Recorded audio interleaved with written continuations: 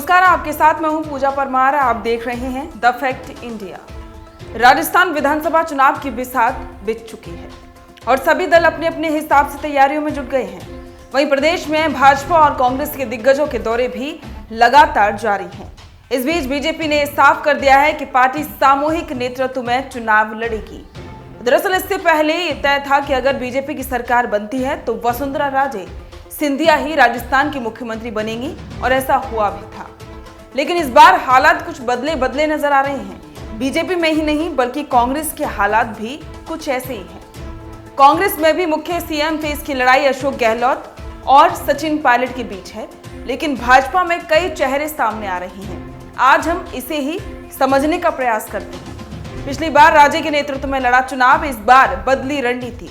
साल 2018 का विधानसभा चुनाव भारतीय जनता पार्टी ने वसुंधरा राजे की लीडरशिप में ही लड़ा था।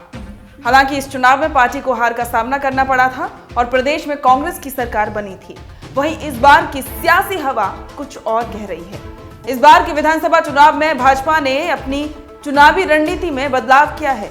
पार्टी ने फैसला किया है कि इस बार विधानसभा चुनाव किसी एक चेहरे पर नहीं लड़ा जाएगा, यानी कि इस बार बीजेपी राजस्थान में कई नेताओं के चेहरों के साथ गहलोत सरकार को टक्कर देगी। भाजपा में गजेंद्र सिंह शेखावत, मेघवाल और वसुंधरा सहित सीएम के कई दावेदार राजस्थान बीजेपी में इस बार दिखाई दे रहे हैं और ऐसे कई बड़े नाम भी हैं जो मुख्यमंत्री पद के दावेदार माने जा रहे हैं। इस लिस्ट में वसुंधरा राजे सिंधिया, केंद्रीय मंत्री गजेंद्र सिंह शेखावत और केंद्रीय मंत्री अर्जुन राम मेघवाल का नाम सबसे आगे बताया जा रहा है।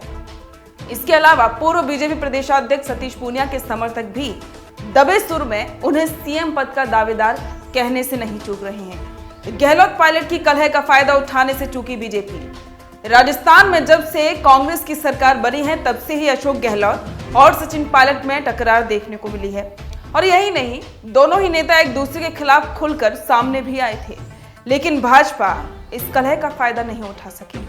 हालांकि चुनाव आते आते कांग्रेस आलाकमान ने दोनों नेताओं की समझाइश करके चुनाव साथ लड़ने पर तैयार कर लिया।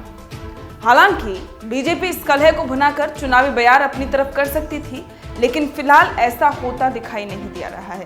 कोई बड़ा प्रदर्शन नहीं, सरकार को घेरने में नाकाम रही बीजेपी, ये भी एक बड़ा सवाल है। राजस्थान में पेपर लीक का मुद्दा हो या फिर महिला अपराध का मुद्दा, बीजेपी किसी भी मुद्दे पर सरकार को नहीं घेर पाई है और ना ही बीजेपी का कोई ऐसा प्रदर्शन रहा जिससे गहलोत सरकार घिरती नजर आई हो। कुल मिलाकर जिन मुद्दों को उठाकर बीजेपी कांग्रेस को नुकसान पहुंचा सकती थी, अभी तक उतना नुकसान नहीं पहुंचा पाई है। आपके इस पर विचार कमेंट करके जरूर बताएं। बने रहें द फैक्ट इंडिया के साथ। ताज़ा खबरों के लिए विजिट करें द फैक्ट इंडिया की वेबसाइट और डाउनलोड करें द फैक्ट इंडिया ऐप।